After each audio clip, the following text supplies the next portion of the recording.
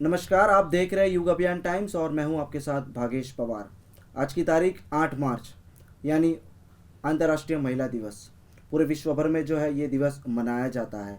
तो आज ही के दिन हमारे इस युग अभियान टाइम्स के कार्यक्रम में उपस्थित है डॉक्टर सोनल पटेल। मैम, बहुत बहुत स्वागत है युग अभियान टाइम्स में। मैम, आज अंतर्राष्ट्रीय महिला दिवस, कैसा महसूस कर रहे हैं आप? बहुत अच्छा फील करते हैं कि आज हमारा दिन है। पूरे देश तो क्या, पूरी दुनिया भर में महिलाओं की बातें होगी, स्पेशल फील करते हैं। और तब ये लगता है कि ये शुरुआत जो है इतने सदी, आप पूरे जानते हैं कि एक सदी के ऊपर भी हो गई थे। तो इतनी अच्छी बात लगती है कि हमें एक जश्न लग रहा है, लगता है कि हर नारी का जैसे आज स्पेशल दिन है। तो आपको लगता है ये एक दिन के लिए लिमिटेड होना चाहिए? बहुत अच्छी बात बताई है आपने।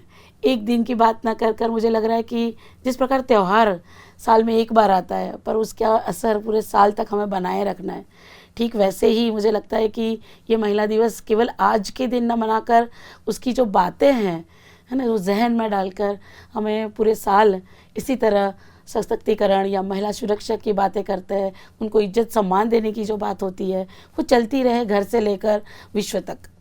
मैम, सशक्तिकरण की बात करें, आप भी एक महिला है, तो बचपन में जिस तरह से आपने पढ़ाई शुरुआत की, किस तरह से मोटिवेशन जो मिलता था फैमिली की ओर से? कुछ बनने का सोचा था उस टाइम कि फैमिली में किसी ने बोला हो कि नहीं बस बहुत हो गई पढ़ाई, या ऐसा कुछ?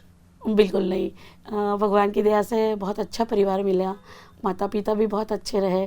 कभी ये ख्याल नहीं आया कि लड़की है तो ये नहीं कर सकती। ऊपर से मुझे लगता है कि पिताजी इतने अच्छे थे, कहते हैं ना कि एक ओपन माइंडेड, एक सही मायने में लड़की पिता को मतलब अपना रोल मॉडल मानती है। तो वो था कि वो सेंट्रल एक्साइज में सुप्रिटेंडेंट थे, डिसिप्लिन घर में थी। छोटे थे तो लगता था कि ये क्या है, इसी इतना सख्त वातावरण, पर हर बात के लिए हाँ होती थी, पर एक डिसिप्लिन के साथ काम करने की बात जो आती है वो मिलती थी। तो वो मुझे फेस करना नहीं पड़ा। हालांकि बहुत सारी महिलाएं हैं ऐसी जिनको इन सारी मुसीबतों का सामना करना पड़ता है, पर मेरे परिवार में कभी ऐसा नहीं हुआ। चाहे बात आती थी पढ़ने की, नौकरी करने की, या कुछ और अपना खुद का कुछ करने की भी सोचते तो कभी मना नहीं होता था। ऊपर से नए नए विचार, इसको इस तरह से करें, इसको ऐसे करें, ये सारे सुझाव होते थे। बाकायदा हम बैठते थे, चर्चा होती थी डाइनिंग टेबल पर कि पापा ये हुआ, क्या करें। तो मुझे लगता है कि घर में अगर ऐसे पिता मिल जाएं तो कोई बेटी, मुझे नहीं लगती वो पीछे रह जाएगी। तो अगर हम बात करें कि 23 साल से आप जो है शिक्षक जो बनते हैं उनको आप टीचिंग दे रहे हैं, बिल्कुल। तो वो काम भी करना, साथ में घर भी संभालना, किस तरह से मैनेज करते हैं? वापस मैं कहूँगी कि घर से ही ट्रेनिंग थी। हम 3 बहनें और एक भाई, तो वो कभी नहीं था कि एक लौता बेटा है तो उसको काम नहीं। तो घर में ये था, चारों को इक्वली काम बांट दिया जाता था। एक को कहे कि सफाई दिया, एक को पानी भरना का काम पहले के समय में होता था, तो भाई को भी काम मिलता था।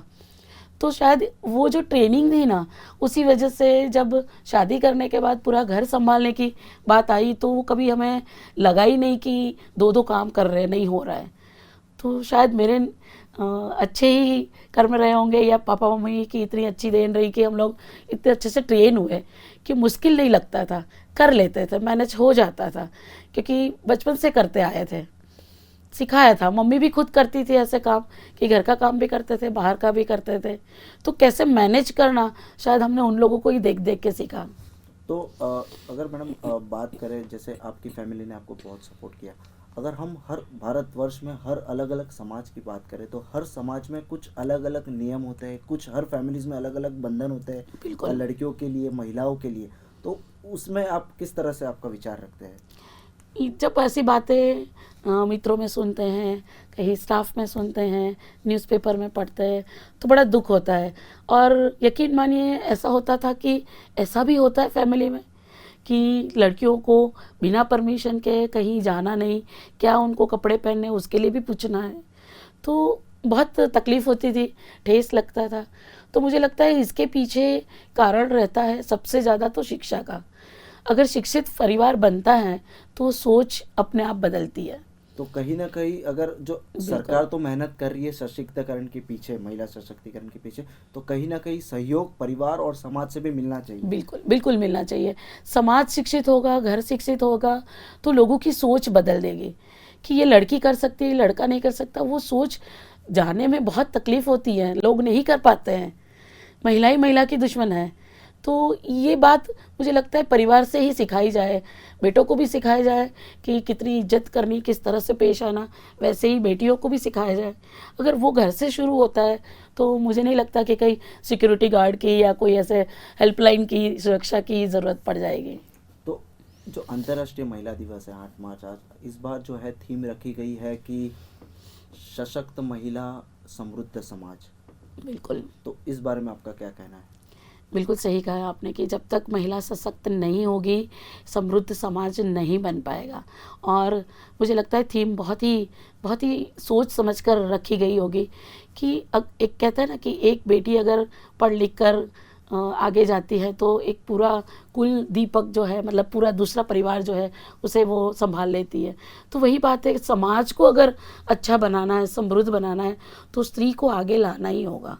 आगे लाना यानी उसे पढ़ाओ, उसकी तरफ की दृष्टि बदले, सोच बदले, है ना। जहाँ जहाँ उसे मुसीबत है उसका एक सहारा कोई ना कोई रूप में बन जाए, स्त्री बन जाए उसकी सहारा, माँ बन जाए, पिता बन जाए, है ना, दोस्त भी बन जाए उसके सहारा, जहाँ जहाँ उसको ज़रूरत है।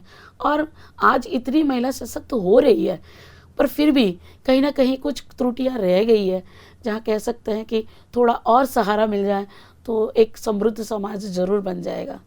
जो मुसीबतें देख रहे हैं, जो न सुनने वाली बातें हम सुनते हैं, वो मुझे लगता है कि बंद ही हो जाए अगर ये सोच लोगों में आ जाए तो।